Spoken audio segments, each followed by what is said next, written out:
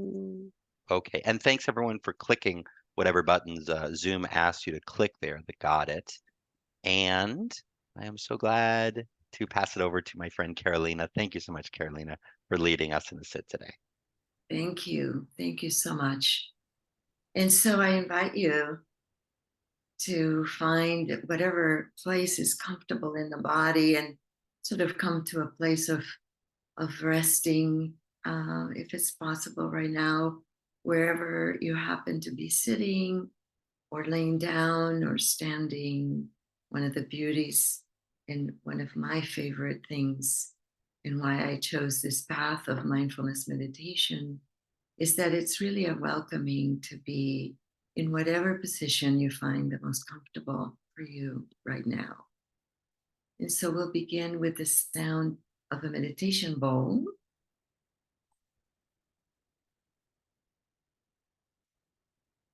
And if you feel comfortable closing your eyes, please do, or simply just gazing down as we begin this meditation, which is an internal reflection meditation on life feels right now inside the body, from the inside out, and bringing the attention, gathering the attention from all of the places where our attention has been, from whatever we were doing before we arrived here today, this morning. Perhaps sometimes the attention goes to what we're going to be doing next, or many, many places where the attention goes. And so for this moment, gathering the attention and bringing it to a place of presence of how it feels to be right here, right now, in this moment.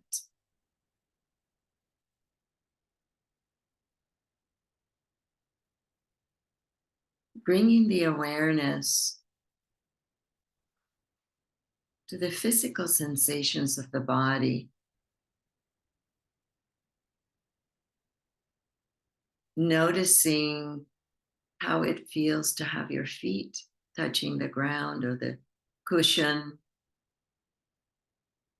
the carpet, wherever your feet happen to be resting right now.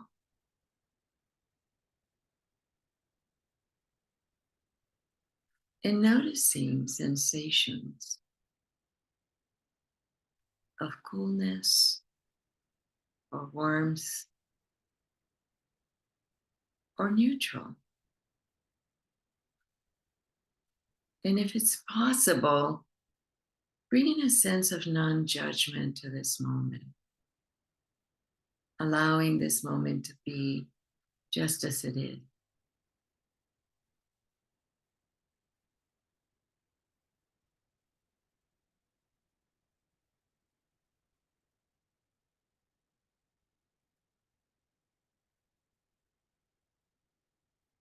Welcoming this moment as it is.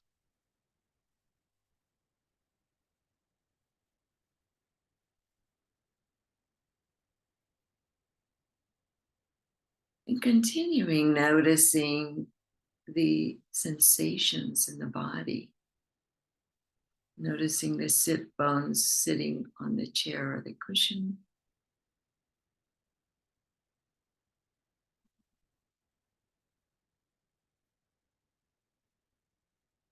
Noticing the sensations of the hands resting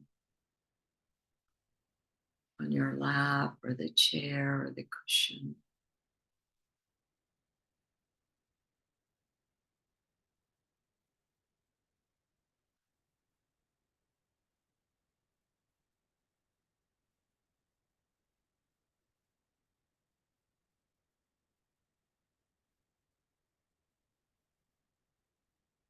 And as we move through the body, the sensations of the body, noticing the aliveness of the body from the inside out.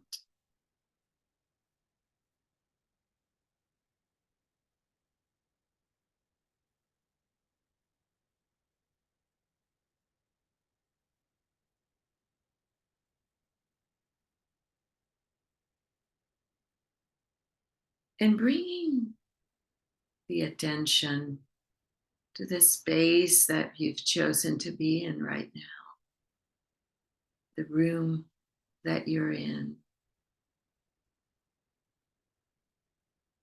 bringing awareness to the walls that surround you, the ceiling above you, the floor beneath you.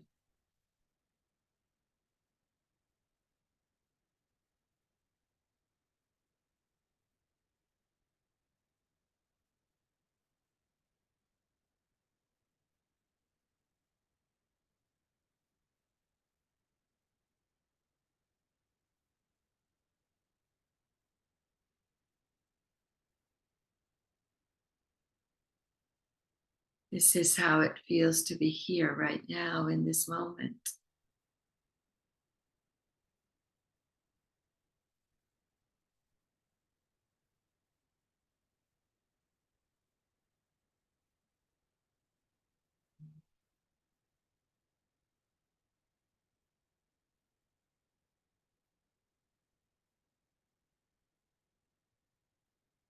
And noticing if there's any place in the body where there is more need for attention right now, perhaps areas where there's pain,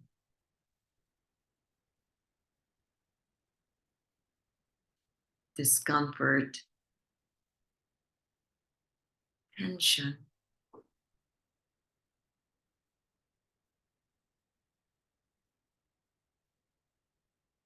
And if it's possible, bringing a sense of softening to those areas of the body that need our special attention right now, our compassion, our care.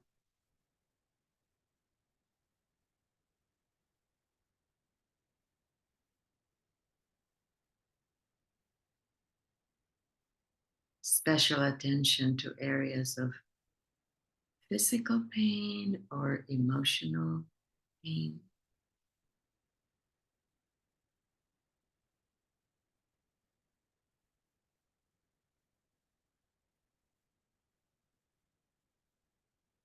And if it's possible, bringing a sense of softening.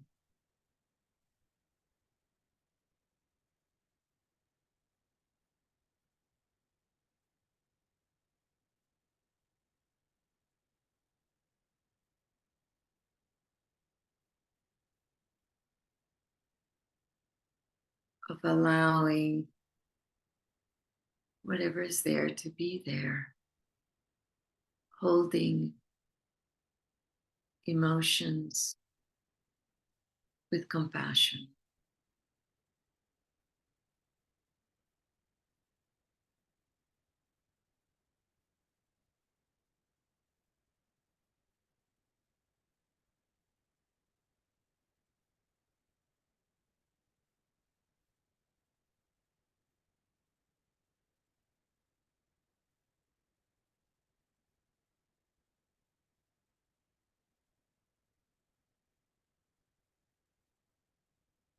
Now focusing the attention on the breath,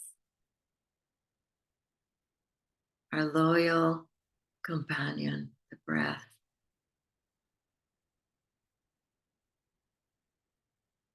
always available to us. Notice the rhythm of the breath in the body right now.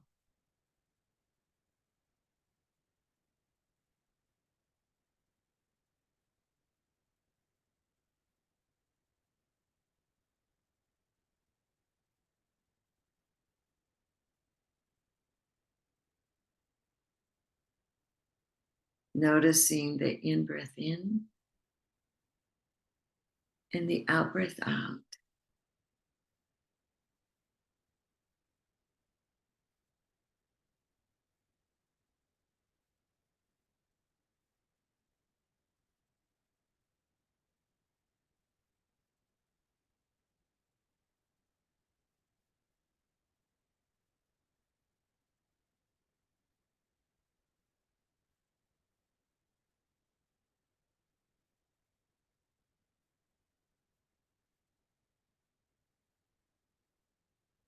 welcoming each breath as a renewal,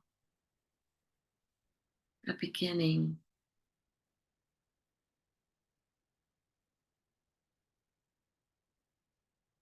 and a letting go with the exhale.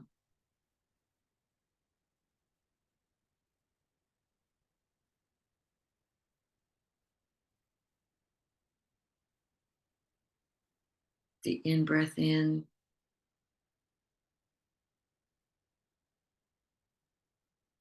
and the out breath out. And if there's anything that you notice you need to let go of right now, you can let it go, even if it's just for this moment.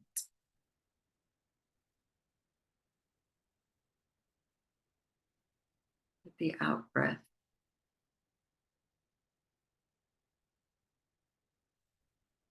and we'll do a few deeper in breaths in that serve to calm the nervous system. Breathing in deeper, as deeply as you can, all the way down to the belly. Hold it for just a moment and release with the exhale all the way out, as far as you can let it go out. And then bring in a deeper breath in again, breathing in all the way down to the belly. Hold it for just a moment and then release, letting it go all the way out. And one last deep breath in, all the way in down to the belly. Hold it and release all the way out as far as you can. And returning to a comfortable breath, your natural rhythm of your breath. No longer necessary to breathing deeply, just simply your normal rhythm of your breath.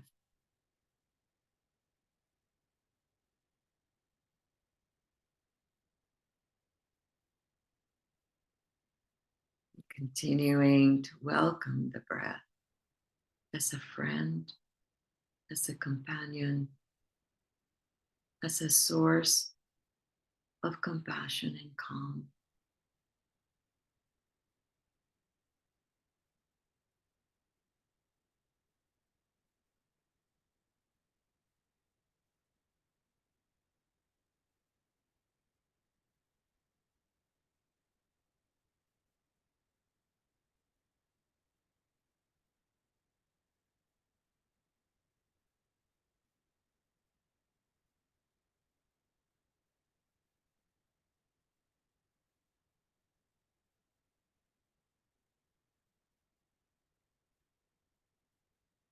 And when you notice the thinking mind, the planning mind, whatever thoughts are coming and going,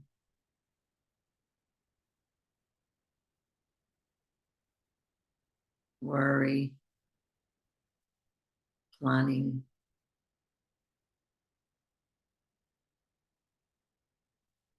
striving thoughts,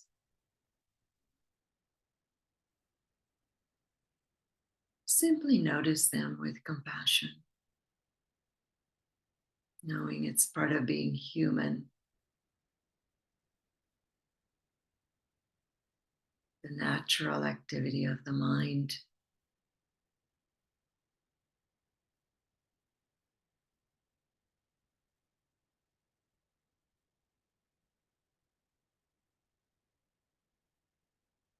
Developing a friendly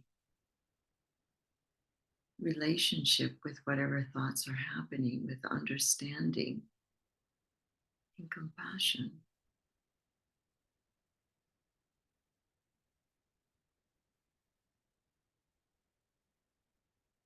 And if it's possible, returning the attention to the sensations of the next breath, coming back to the present moment,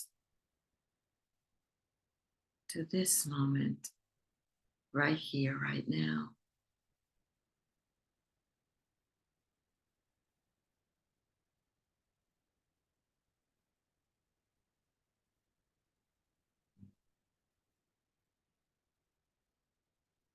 And we'll sit in silence for just a few moments without guidance, with our own practice, supporting each other with this practice.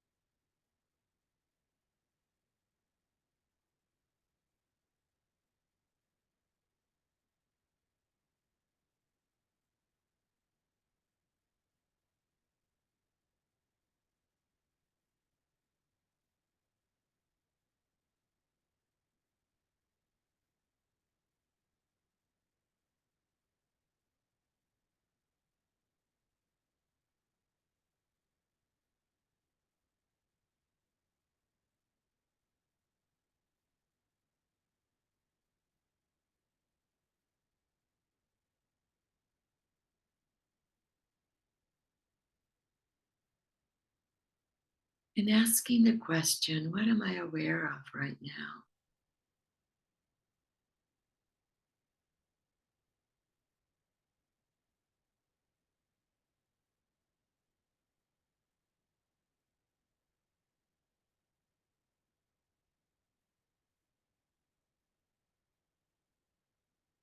We've made the choice to be here this morning, to be present in community, as many of you have said.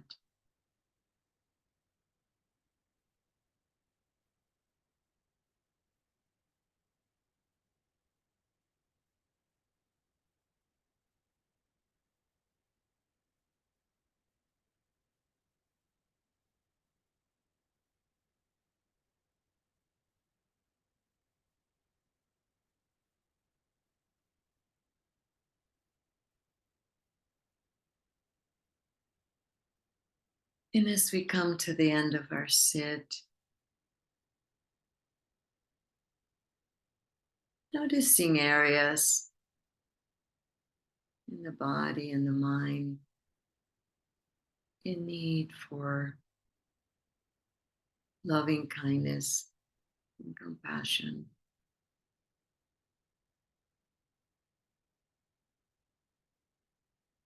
And bringing that sense of loving awareness to this moment.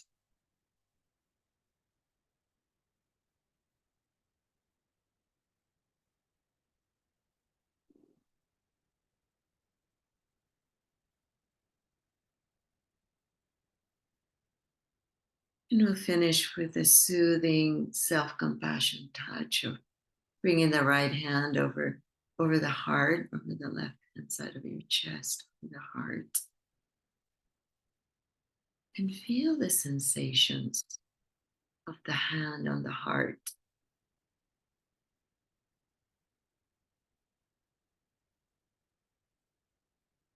intentionally bringing a moment of self-compassion to this moment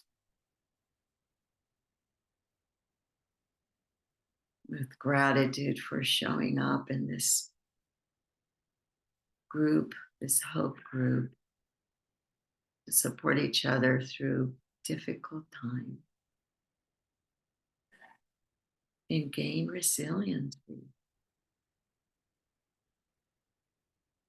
through self-compassion.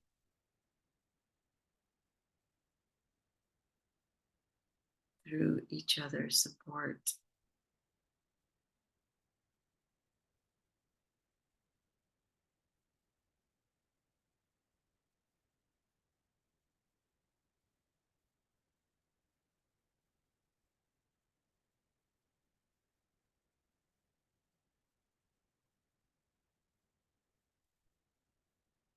I'll finish with a little quote from Pema Chodron.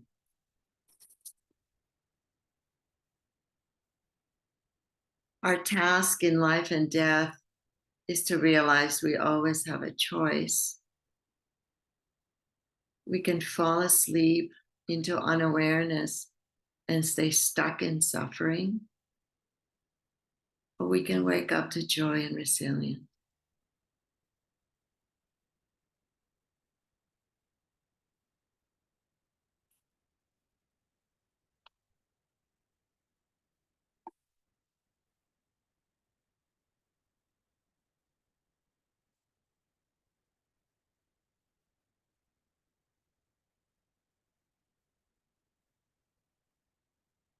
And when you're ready,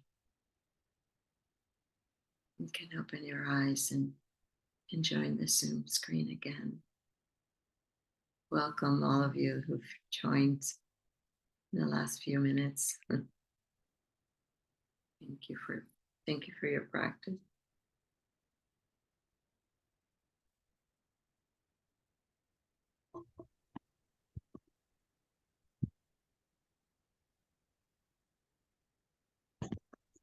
Thank you, Carolina.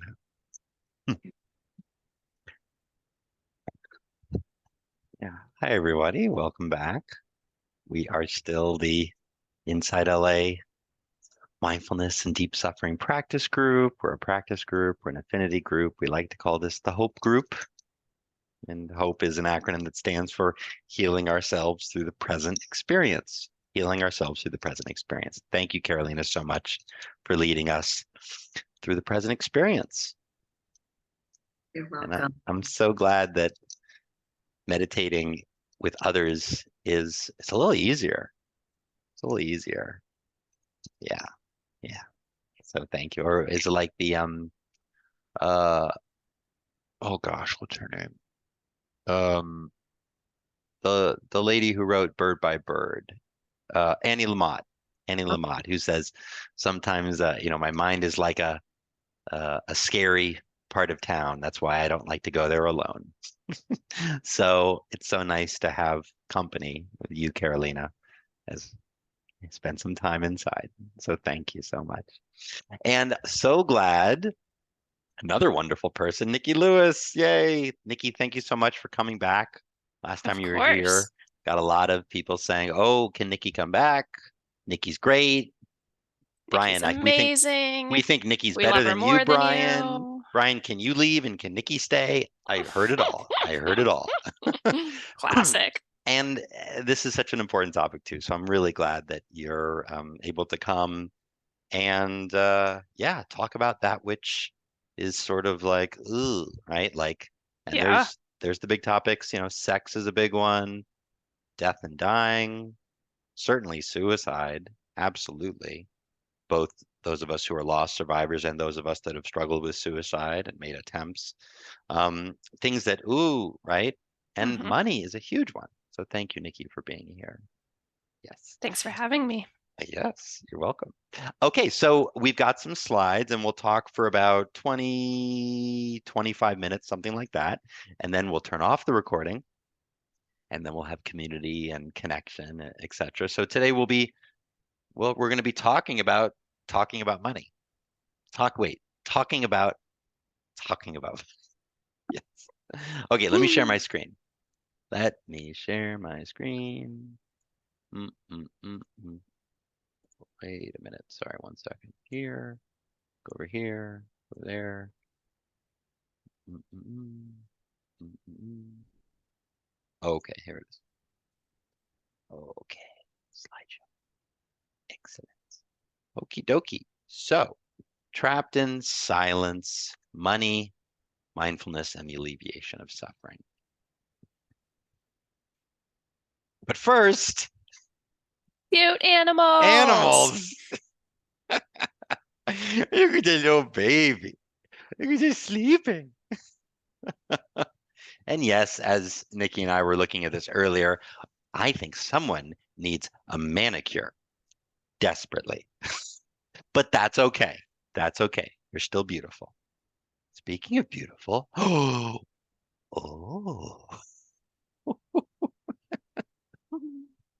Doesn't even look real. it doesn't. It's just so cute. I just want to kiss your face. Oh, so cute. Oh, oh. I heard someone's talking about money. Can I hang out and talk? I don't think the sloth is interested in talking about money, to be honest, actually, no. The only currency that this little cutie cares about is the currency of love. Hugs and kisses. That's the only currency that he cares about. Oh, so sweet.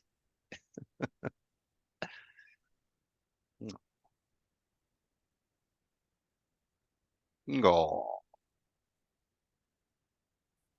so cute.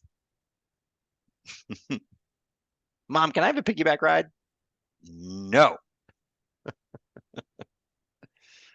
Okay. So now I like to start each week with some cuties. We are not the only sentient beings on the planet. It's a good reminder. So today we are talking about money, which is not natural. Wait, no, it's not natural. We made it up, but it feels so real and so important. And it is so hard to get perspective on this because for many of us, me, absolutely, it's not something that I'm able to talk about. I even have a hard time listening to people talking about money. I really do. So again, I'm glad that we're in a group here going in together. And maybe this is something that people all over the world experience.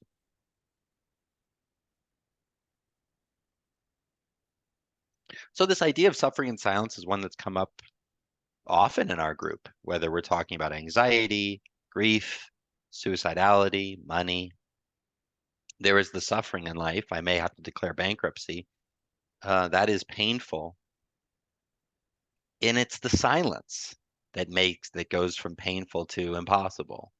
And it's the suffering in silence. It's the silence that, for me, I don't think I'm the only one, but it's the silence for me, which is just so crushing. Mm-hmm. So Nikki and I have put together a list of 12 common experiences. Maybe a few of them will resonate with you. Maybe if you're anything like me, many of them will resonate with you. Maybe one, maybe none. But these are just examples of what some of us live with. This list is also from the wonderful 12-step program, Debtors Anonymous. There's Debtors Anonymous, Business Debtors Anonymous, and Under Earners Anonymous. Thank goodness there are 12-step programs that provide safe spaces around money and earning. But so we're gonna go through these slides, and just to keep in mind that there may be some feelings, there may be some thoughts, there may even be some sensations that come up while we're going through this, and just to notice that. And again, so grateful that Carolina was here to lead us in the meditation today for this reminder that um, we can there's ways to relate to our what's happening inside us that believing our thoughts is not the only option in life. We can also notice and just observe them. So take good care of yourselves. And as always, you can always, if you're feeling a little dysregulated or feeling a little overwhelmed, which we all do, you can bring your awareness to where your body makes contact to the ground, your feet on the floor, for example. Or you can pay attention to your breath and just notice that and take good care of yourself as we go through this. And I give this little preamble because it's important and topics about money can be activating. So let's begin. Nikki, are you ready? I'm ready. Okay, number one. So here's the first one. Being unclear about your financial situation, not knowing account balances, monthly expenses. Ooh, coffee every day. Coffee, coffee, coffee, coffee. How much do I spend each month on coffee? I don't want to know. I actually don't want to know. Monthly expenses, loan interest rates, credit card interest rates, fees, fines, or contractual obligations. I also think about subscriptions. There are so many subscriptions that we have to like streaming services, Spotify, Kindle, all of these things. You can easily have 15, 20 of those add up and we have no idea. We forget about them. We choose to ignore them. Um, so along with monthly expenses, I think those subscription services are another one that we kind of intentionally let ourselves stay vague about. Yeah, absolutely. Oh my gosh, that happened to me. I had 3 days in a row. I had these charges, $4.99, $7.99, $8.99, Showtime, HBO, Netflix. Um, and I thought to myself, well, okay, I'll get rid of it next month, next month, next month. Yeah, and I don't even want to look at it. Vagueness, like you just said, Nikki. Number two, frequently borrowing items such as books, pens, or small amounts of money from friends and others and failing to return them. Vague. Oh yeah, I'll return that to you when I get back from my trip. Vague. Mm-hmm. Yeah.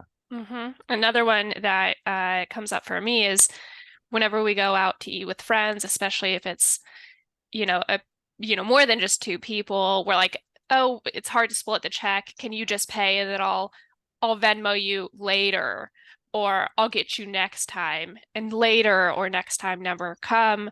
We kind of find ways to wiggle around uh, the borrowing kind of term.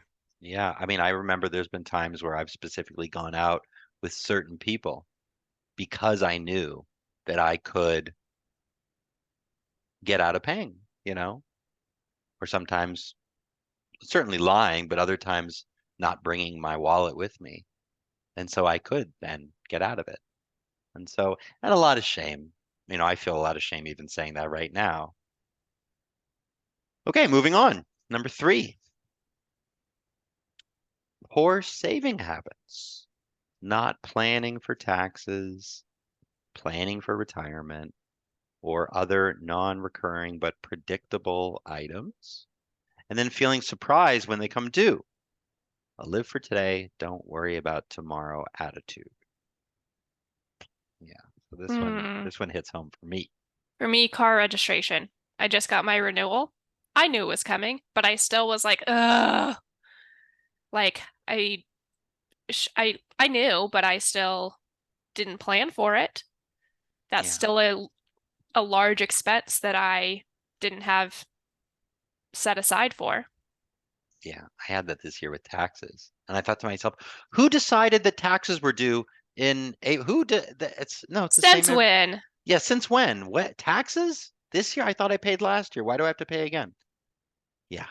And it's scary. I don't want to think about it. Nikki, like you said, vagueness. And I just want to I just want to curl up in this blanket, this sleeping bag of vagueness and wake me next year. Or Mm-hmm. wake me when I'm a millionaire. Mm-hmm. Also, wake me when I've lost 20 pounds. Number four, compulsive shopping. Being unable to pass up a good deal, making impulsive purchases, leaving price tags on clothes so they can be returned, not using items you purchased. Mm. Shopping therapy. Yeah.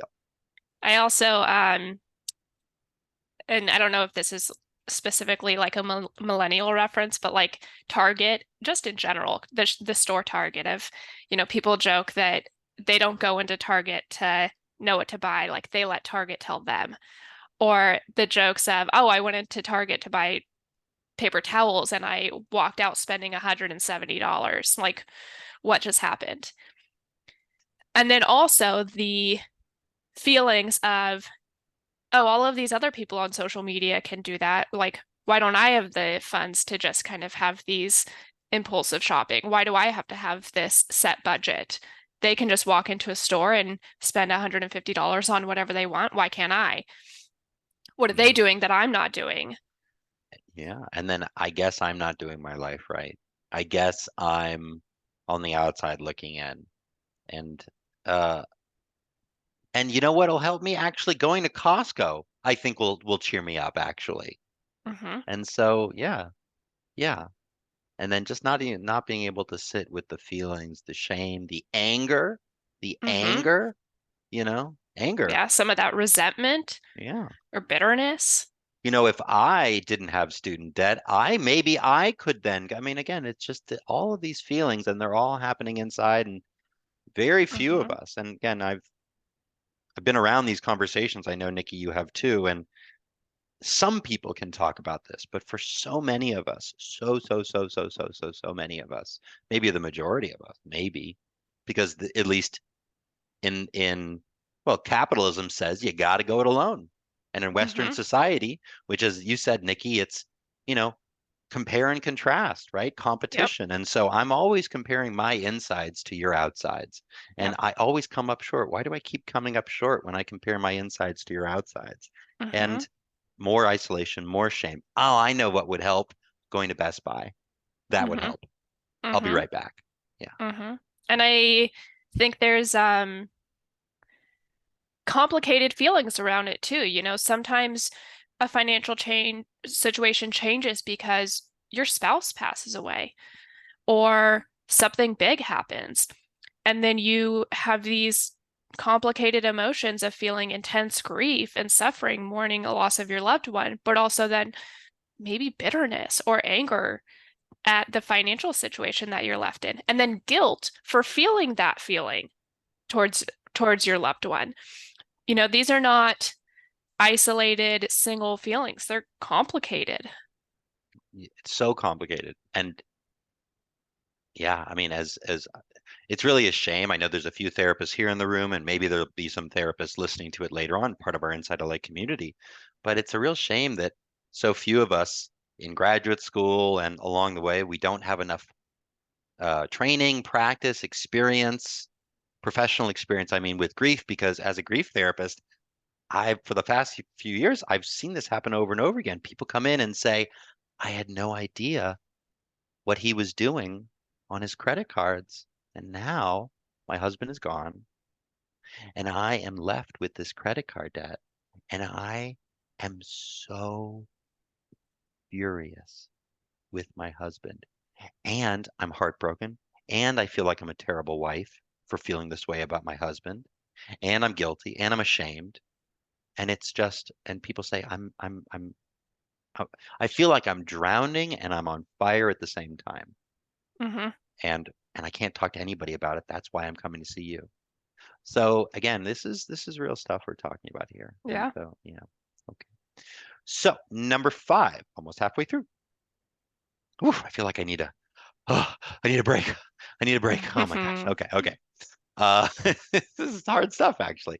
Difficulty in meeting basic financial or personal obligations and or inordinate, it's a fancy word, a lot, sense of accomplishment when such obligations are met. Yeah, yeah, and it's really hard, really, really hard. I remember a few years ago when I got my taxes in and I finally did it, I started crying. And part of it was relief, but also I was like, oh my God, I did the impossible. And it's like, no, but why is it so hard? And it's such a inordinate, this sense of accomplishment when something that, okay, why is there so much ugh in the numbers? Hmm. Yeah. Okay, number 6. A different feeling when buying things on credit cards or credit than when paying cash. feeling of being in the club, of being accepted, of being a grown up, being in the cool kids club, being a grown up. Yeah. Mm. So much about money is that comparison of like everybody else is adulting better than me. Yeah. And I'm the, and They know I'm, how to do stocks and save. Like we think everybody else has 3 months of living expenses and a savings account for an emergency fund. And we're like, I got $40 in case something bad happens. Maybe. that's right. Yeah. Everybody else is doing it. Everybody else has got it figured out. And, I still feel like there's this little, maybe we all have this, the young Brian, who still has braces, who still is trying to figure it all out. And everybody else is a grown up. And it's such a scary, it's so isolating. Hmm. It's isolating and it's exhausting, which Hmm. makes it more isolating, more exhausting. Hmm. Okie dokie, over to you, Nikki. All right. Number 7, living in chaos and drama around money. And this can look like using one credit card to pay back another, bouncing checks, or overdrafting your debit account, always having a financial crisis to contend with. Yes, yes, yes, yes. I mean, I know some people who, putting all of their cash in a shoebox and said, and I don't want to, it's just, it'll be fine. And the chaos of then losing the shoebox, Mm. $30,000 in a shoebox, and then it's lost, and then found, and then lost again a few months later. And it's just the chaos and the drama and feeling like I'm never going to get out of this roller coaster, this Hmm. ride. Yeah. Number Number 8, a tendency to live on the edge. So this could be living paycheck to paycheck, taking risks with health and car insurance coverage, writing checks and hoping the money will appear to cover them. Same thing, using your card, not knowing if there's enough money in the account to cover that expense. And one of the things too with money is it's not always that there's a lot of debt involved or a lack of money, but the behaviors around money. So maybe you have are in a comfortable financial position, but there's such fear around not having enough money that there's still deprivation. You still are putting yourself in a position to live on the edge due to whatever your feelings are around money or self-worth, and kind of putting yourself in a position that you wouldn't maybe need to be in based on income. Yeah, and I know I've heard people say, Nikki, I know that you have a specialization and a subject matter expertise and a willingness to talk about money and financial fears, but most therapists, I can't speak for everyone, of course, but it's my understanding that, and also so few of us get any training in how to talk about money. Yeah. And so the deprivation mindset, the scarcity mindset, you know, somebody goes in and maybe they go in and see a therapist, not you, Nikki, but someone else, and they say, I'm driving in the slow lane on the freeway because I don't have insurance. And I write checks. And I know that there's no money there to cover it, but I sort of fear that, and a therapist who doesn't, isn't, hasn't either looked at their own life, and maybe some of these things are tender topics, or doesn't know that this is a real problem for so many of us. And a therapist could say something quite dismissive like, well, why don't you just pay your insurance and get the new card? Why don't you just, and we already get enough of that. Why don't you just? Why Hmm. don't you? Can't you just? Can't you? And then I feel more isolated, more alone, more suffering. Hmm. Yeah. Number 9, unwarranted inhibition and embarrassment in what should be a normal discussion of money. So this could be if you have roommates or other people that you live with, discussing splitting up expenses. That can give you severe anxiety or embarrassment that maybe you can't contribute your portion of the groceries. Um, feeling, and not even just embarrassment, but shame, anxiety, all of these other things about some of the pervasive conversations of money that we sometimes can't avoid. Yeah. You know, again, I'm been mentioning a few times about the experience of therapists and clinicians and counselors. We struggle with this too. Many clinicians and therapists and counselors, and again, this is just a FYI, folks, this isn't true all the time universally, but after working with clients for about a year, plenty of therapists decide to increase people's fees. So if somebody's paying $100 per session or $85 a session or $65 a session after working with somebody for maybe, let's say, a year, maybe 2 years, many clinicians will say to their clients, I have a policy on increasing fees for clients who I've been working with every year. So your fee will now go from $65 a session to 70. And if you want to talk about it, and if this is a problem, we could talk. But I just want to let you know that that's my policy, and that's how I'd like to move forward. Now, I don't do that, not because I'm not aware of the trend, the practice, but because I don't want to talk about it. That's not a normal discussion for me. So that's something I'm working on right now in my own life. All right, number 10. Overworking or under-earning, working extra hours to earn money to pay your debt, using your time inefficiently, taking jobs below your skill and education level. So again, this is one of those ones that maybe it isn't because you have debt to pay, but you're coming from a place of scarcity and fear. And so you fear that that big expense is coming around the corner, sort of hoarding money or overworking or ignoring things that need to be done because you're trying to hold on to as much money as possible out of a place of fear. Um, obviously there's a line where having a healthy amount of savings, but then there's that element of deprivation of your basic needs or working beyond a reasonable point to kind of earn that extra money. Number 11, an unwillingness to care for and value yourself, living in self-imposed deprivation, denying your basic needs in order to pay your creditors or your debt.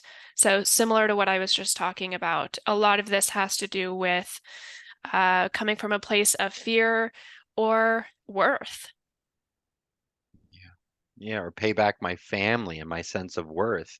I know people, plenty of us, we're living in a one bedroom and we decide to rent out our bedroom for an Airbnb or to take on a roommate. And instead of me sleeping in my bedroom, I'll sleep on the sofa or I'll sleep in the garage or I'll sleep in the car. And just for 6 months, maybe 9 months. And I won't tell anyone. Maybe my therapist, but probably not them. Number 12, a feeling or hope that someone will take care of you if necessary so that you won't really get into serious financial trouble and there will always be someone you can turn to. Hello, lottery. Those of us who are praying that Biden or a future government will forgive student loans so we don't have to deal with them, or saying, oh, I hope some rich aunt or uncle comes out of the woodwork so that I don't have to actually address some of this debt. Or joking about getting a sugar daddy or a sugar mom to kind of help wipe the slate clean because it's hard to think about. It's overwhelming to think about. Yeah, it's hard. I mean, I just want someone to take care of me and help me. These money matters make me feel so young, so Hmm. young. And just like when we're young and we're 6 or 8 or 10 or 4 or 12, I mean, the young Brian just wants to be taken care of. Will someone take care of me, please? Will someone help me? Will somebody tell me that everything is going to be okay? Hmm. Yeah. Okay, so that was the list. Now we have a pretty picture of clouds as a nice counterbalance to all that. So Hmm. maybe you were feeling some things. Well, if you're a human being, you probably felt something. And Hmm. maybe you didn't have a lot that you personally related to, perhaps, but maybe you're feeling that many of us did. And maybe you're just imagining how hard that was for some of us to listen and read and identify. Um, but that was a lot. And I know that we've got just maybe a few minutes left, so we'll kind of bring this in for a How landing. did But that feel for you, Brian? yeah, so that was, I felt a few times I felt like, well, that I'm the only one here of the about a dozen people here. I'm the only person here for whom this one applies. Nobody else could. So I had that kind of thing. My chest was feeling tight. My stomach was feeling a little bit. I was also thinking like, wouldn't it be nice if there was an electrical outage and this meeting would stop and we wouldn't have to read the rest of the list. So, this is hard stuff. Yeah. Nikki, for you, how is that? It feels heavy. I even as somebody who does this for a living, I am not perfect. There's still um a weight or a feeling of I'm not adulting as well as everybody else. Like you said, that feeling of being young, feeling a bit like a fraud, um, feeling like drowning almost isn't a big enough word. Um, it's a weight. Yeah, yeah, it is. And maybe that's why, like you said, the vagueness it feels like a refuge, Mhm. the Ignorance is vagueness. bliss.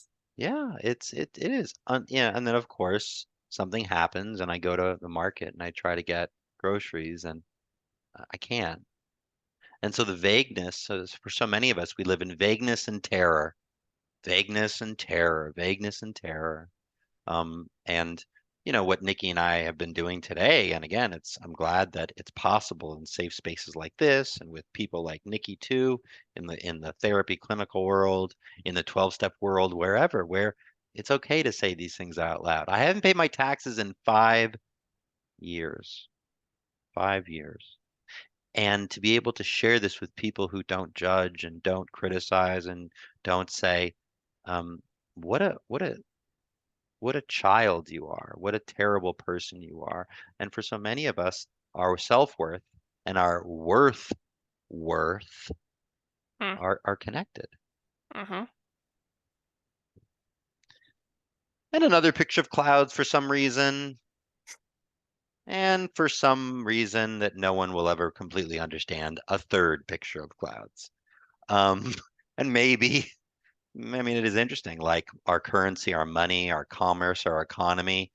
Um, yeah, from this view up here, and maybe from the view of the universe, gosh, it's so important here. And it is important, but also a little perspective. And so finally wrapping this up, and then maybe we can finish in the next 2 minutes and have our questions and answers, because that's the whole point of this, right? Is to be able to talk about and think about and feel about and listen about that which we shouldn't be talking about and listening about and feeling about. Pull yourself up by your bootstraps. No, but what is the opposite of silence? What is the opposite of suffering? What's the opposite of pain? It's connection. Is connection with people that get it. And maybe it's true that all healing comes from connection and community. If so many of us have been hurt by others, maybe around money, maybe there's so many ways that we have been hurt. And if we've been hurt by the group, family, businesses, schools, cultures, if we've been hurt by the group, then we must be healed by the group as well. And thank goodness that just like Carolina, as you led us in the meditation, meditating is easier together. So too are difficult topics, deep suffering, like money, like finances, and the fear and the feelings associated with it. And thank goodness that maybe we don't need to be fixed, fix me, help me. Yeah, but first we can also to know what we know and feel what we feel and to not have to do it alone. And thank goodness connection is the medicine that truly works, truly works. Nikki, any final comments before we go to our community and connection? Thank you all so much for having me. I think talking about kind of that fixing element, I know a lot of people kind of just want to know, well, what do I do about it? There's plenty of resources out there for that. Today's not about telling you that there's something wrong with you or there's something that needs to be fixed. It's about first sitting in the feelings, because if you don't sit in the feelings, if you don't understand the feelings, if you continue to try to push down the feelings, they're going to come back. You can't fix something tangibly without also addressing all of the underlying emotions that come with it. And thank you, Nikki. And thank you for creating a safe space in your life and in your work where people can come and say, nobody else knows this, but I'm $120,000 in debt. I have all these payments, and I'm thinking, I think I don't want to live anymore because I cannot figure this out. And Nikki, do you understand what I'm talking about? And that you're the kind of person, and I know that we all can do this for each other, and maybe after today it'll be a little easier for us all to do this with others, is say, yeah, yeah, I get it. And this knowing nod, this loving, yeah, not this, but this. Yeah, me too. Me too. So thank you, Nikki, for being here. I'm so glad we have this series on mindfulness and money, and look forward to having you back very soon. Yay. Okay, we turn off the recording so I can start cursing.